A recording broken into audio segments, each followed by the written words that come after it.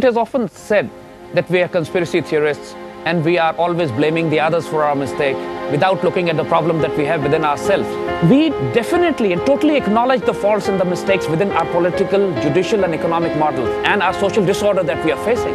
But we also know that if Pakistan is left alone, we can manage our problems. But the involvement of foreign forces is so extensive into Pakistan because of our geopolitics, because of our physical location, because of our ideology, because of being a only Muslim nuclear state. The Russians, the Chinese, the Indians, the Israelis, the Arabs, the Iranians, Americans, every axis is so heavily involved into our politics. They actually fund groups in political parties. They fund religious groups on ground. The separatist and insurgent movements that are being run in Pakistan are getting the support from Afghanistan. To say that all this problem is our homegrown and we can manage, we should be able to blaming ourselves for it, it would be rather naive and simplistic. When they say, the more you believe, especially coming from the Western media, when they say the more you believe in conspiracies, the lesser you believe in facts, giving the perception that the Western media is giving the facts and anybody exposing their lies and deceptions is a conspiracy theorist. And the fact that people listen to us is simply because Pakistani people have been lied to for the last 60 years. Everybody has been deceiving them. Everybody has been breaking their trust. Everybody has been cheating them. From the politicians to the media to the thinkers, even to the religious scholars. We are exposing the secrets. We are exposing the dirty games. We are exposing the covert operations. Freedom itself was attacked this morning by a faceless coward, and freedom will be defended.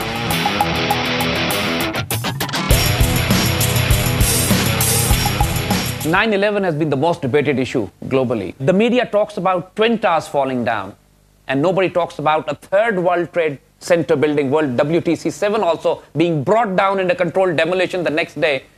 The Americans, the FBI, the CIA have still not started any trial of 9/11 accusing bin Laden as to be the prime suspect. Even if you go on the FBI website and you find so many most wanted, including bin Laden, the list of crimes does not include his participation in so-called 9/11. They may add that after our interview. But the point is, till now it was not there. When FBI was asked why you're not mentioning bin Laden as the 9/11 perpetrator, they said we don't have enough proof to do that. And the fact of the matter is they have declared a war on a country, annihilated it. Just like on the perception of weapons of mass destruction, they destroyed Iraq completely. And later on, the world realized that there were no weapons of mass destruction in Iraq. It was only a propaganda ploy. Saying that America lied on Iraq is not a conspiracy theory. Saying that America is lying on 9/11 is not a conspiracy theory.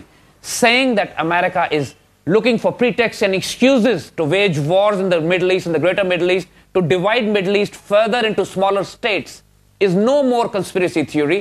These are written, documented military strategies now exposed by their own people. The fact is that since our people and our media normally do not read, we are not well-read people. So what happens is we do not know what the latest research coming out in the Western media. So when somebody picks them up and brings them out in front of you, people either go into a state of disbelief or debunk him as a conspiracy theorist. You see, my Afghan experience, my fighting against the Soviets for 6 years, is what transformed me into what I am today. There's no doubt about this. Afghanistan was the battleground for the superpowers at that time. History was in the making. It was a watershed of history at that time. I was in the middle of it as a youngster, went through all the experiences. We saw the global conspiracies, we saw the superpower confrontation, we saw the fomentation of various political, religious thought process. And obviously, those were not conspiracies. We were living through that. These are complex phenomena. They don't have simple answers. And unless you live through them, only through academics and reading books, you cannot get the pulse and feel of it. How do we react when people accuse us, people make fun of us, humiliate us? We take it in our stride. We simply ignore them. Simply because the mission that we have taken upon ourselves, the work that we are doing, we see it progressing every day. Every day our voice is reaching out to millions. It is often said that we are anti-Indian, anti-Jewish, we are anti-American. Nothing can be further from truth. We are against the political ideology and doctrines of those states. Speaking against the neocon evangelical Christian Zionist foreign policy is not anti-Americanism. Speaking against the Zionist policies of the Israeli state is not speaking against the Jewish people. There are so many Jewish people who are against the Israeli state themselves. We have taken up the causes of the Dalits and the Shudras and the scheduled castes and the Sikhs and the Tamils and the Naxalites. We are not against the Indian people. We are against the Zionist policies of the Brahman elite. Democracy in the modern world today is the most radical political philosophy, most violent. You would be surprised. But the fact of the matter is that since Second World War, post-Second World War, the democratic countries have killed over 100 million people in various wars, fought globally all over the world. The winless wars, the pharmaceutical mafia, the drug mafia, the way they control the food supply, the way they're subsidizing the food crops and creating the genetically modified crops and destroying the civilization, agriculture and food chains of the poorer countries in Africa and rest of the world. The way they're controlling the retroviral drugs and letting millions die through AIDS. We are talking about the examples shown by the so-called democratic states today. Let's go back into history and see when Islam was a political force, how did they behave? In Andalusia, in Spain, Islam ruled for 800 years. The most tolerant, most brilliant, most innovative, progressive, dynamic, scientific civilization humanity has ever seen for 800 years in Spain. In the modern age, as we have said, people have stopped reading. People have started watching. They're watching more television. And that is where if the mind control game goes on.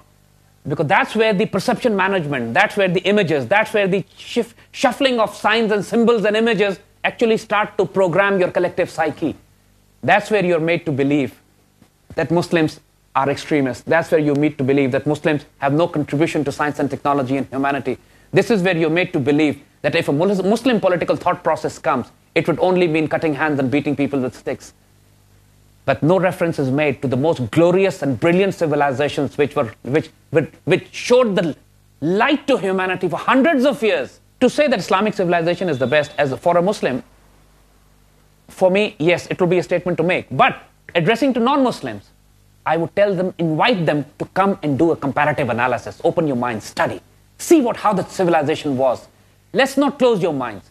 Because what is happening is that even for the Western world, for non-Muslim world, a massive gross injustice is being done to them because they are not being given the option to compare. Even if the Jews come with such a system, I'll be more than happy to accept it. If Hindus come with such a system, I'll be more than happy to accept it.